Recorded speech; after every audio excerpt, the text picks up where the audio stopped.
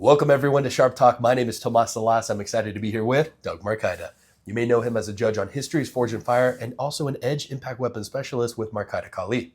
In this episode, we're talking about what? Weapons of opportunity in your hotel room. So, let's cut right into it.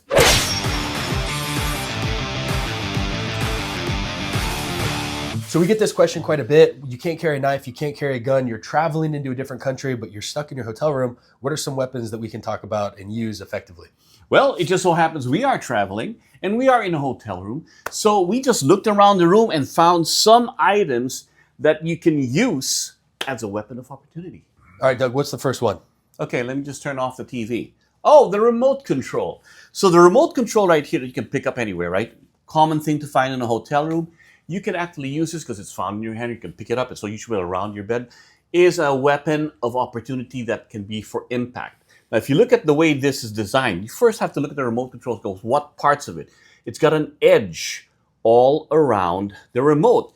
That you can feel is a good point of impact. Now, if it's flatter, that's a nice slap. In fact, it's got wider surface for hitting. So if I can do this, just like I would a knife, you can feel that. Mm-hmm. I'm using that like the edge, especially right across the eye. That's a good spot to hit right there, right? So I'm using it overhanded for like a knife, like a knife, like a knife. And the beautiful thing about this is I can also, if I happen to have it and it slips down this way, I can use it just like a knife. I can hook with that to where I can control with the remote and strike with that. And it can be catch. Boom! Definitely can be projectile if I just throw it at him. Nice, a good distractor. So definitely a force multiplier and distractor. Oh, in this hotel room, we found a pen with a cap. So the way I think about this is I use it like a distraction and then I stab. Just by using the cap that way, right? So you can use it as a poking thing. It will be a nice way to scratch. If he grabs underhanded, I can scratch with a pen. I can hook with it and use it exactly any way I want.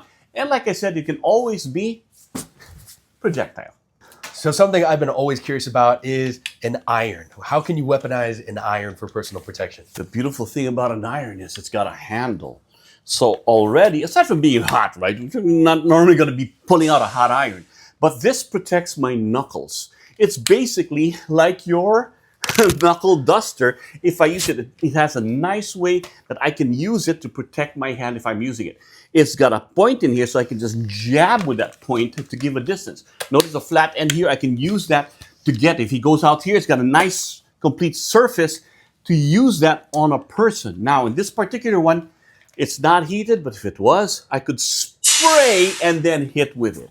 Now, there's always something here on the tail end of this, right?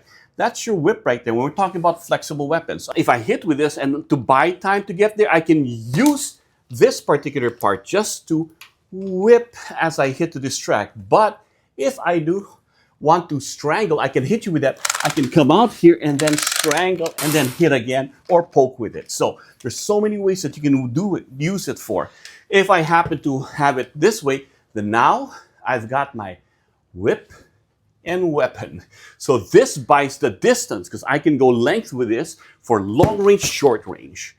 And that's what I can do. Long range poke or at the same time. But this is one of those things that I can use that in this particular thing where I can create the distance, take the eye out, and then go impact with the iron. You know what I also love about this? If someone's coming at you with a knife, the brand new 007 from TKL Knives, all right, that you can use that, and it protects your hands while protects still your hand. A you force don't multiplier. use your hand because yes, you can protect your hand, but anytime you use your limbs now can and become susceptible to getting cut. So it's better to always use a barrier for that.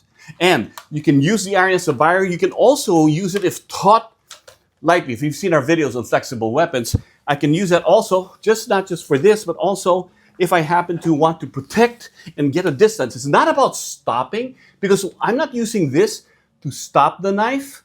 I'm using this to stop this knife. Then I can wrap and get that out of the way and use the excessive. If you feel it here, I can just whack that. Yeah. And you can see how it's wrapped in there. And that's how you would disarm with it. And then go back for the person, right? So it's all about leverage. Nice. All right, that was awesome, but what about these? Well, we're not going to hang her, we're going to hang him. Let me take on. So, just like anything, if you happen to have anything in there, it creates a barrier. The hanger here has length between him and me. So I can use this to hit and get the edge out, just so that I'm hitting with that and use for close quarter protection. But it also depends on how you pick it up. If I happen to pick up this way, you've got metal on that. Or if I happen to just grab it this way, oh, look. It looks like a punch dagger. All of a sudden, I can punch with that. The metal leads my fist as opposed to me using my fist. So that is an important way to actually give me the distance there. If he punches, I can hook. You see that there? I can use that to hook. I can use that to hook, and he'll feel a little bit of the feeling in there. Now, I talked about this here. Now it's bracing on my arm. So part of the thing is I'd rather use this. Now, you see the hook here? If I'm using this, I can come around. I can fish hook his face, the neck, or just hit for impact. If it's facing downward this way, I can use the same thing and I can hook it this way. Or I'll hook his shirt or his belt or his shirt and just use every other part of what is presented to me. Of course, at any point, if I'm not comfortable using this as a punch dagger, I can just go back to just using this as a long-range weapon to get him out of the way. Mm. You know what I also saw when you were holding it like this? Is that now you also have a stabbing implement as well to hook and trap. Hook and everything else. You just got to look at the attributes of what you find around your room. The next thing we have is find anything around you that is, everywhere, not just in your room, in airports, in any lobby. This is one of my favorite things because it's everywhere. So, it's just a magazine. Question, spine in or spine out? Doesn't matter because they have different attributes. I'm going to roll it up to where it's going to be spine in. All I'm doing is just pretty much rolling it into this. So what I've done is I've really reinforced this piece right here that he can feel it right here. It's like basically you can feel that. That'll crush the face. When you have leaves like this, I can leave paper cuts in the eye and then use that. But I can definitely use it just like I would a stick, right? And you can do that. Now, here's the thing that you can also do with this. I can also make it simply by opening it and lengthening it.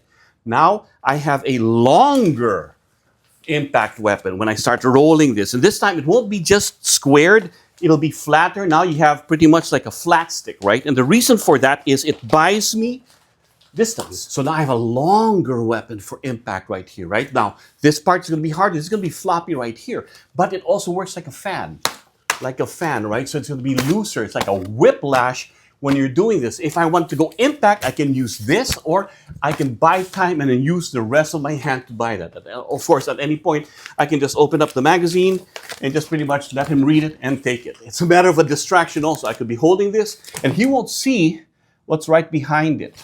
Pow. Or he won't, if I just open up here, he won't see and I can just punch right through it.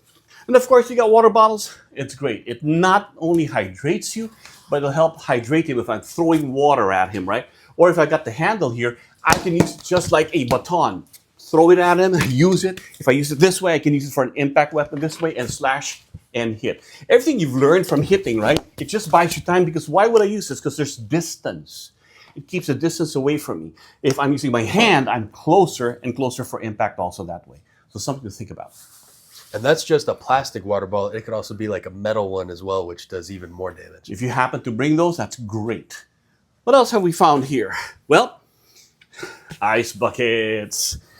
You can use this as a shield or for hitting for that. And the reason for this is you also want to be able to protect your hand, right? So the ice bucket is, I'm using this pack, and it's hard plastic, so he'll feel that, right? Now, you can get ice, throw ice at him.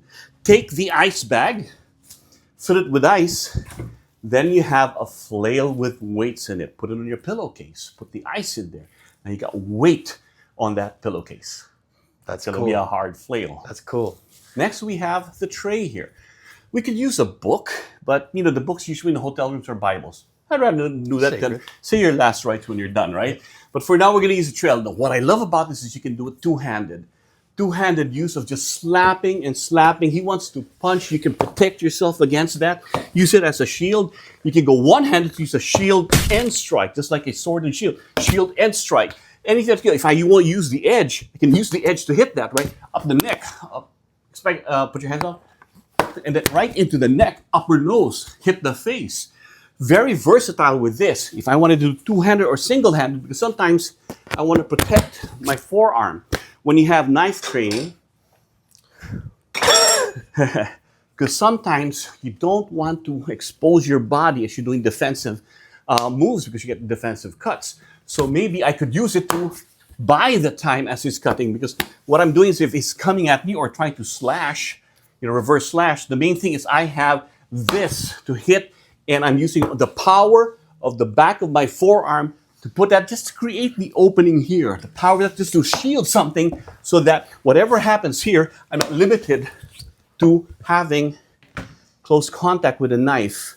Always use something as a barrier. Well, there you guys have it. That is part 1 of 2 of our hotel room security series and improvised weapons. Doug Marcaida, thank you. Well, it's been a pleasure. It's getting late, so time to turn in. But at least tonight, we are protected. Stay sharp.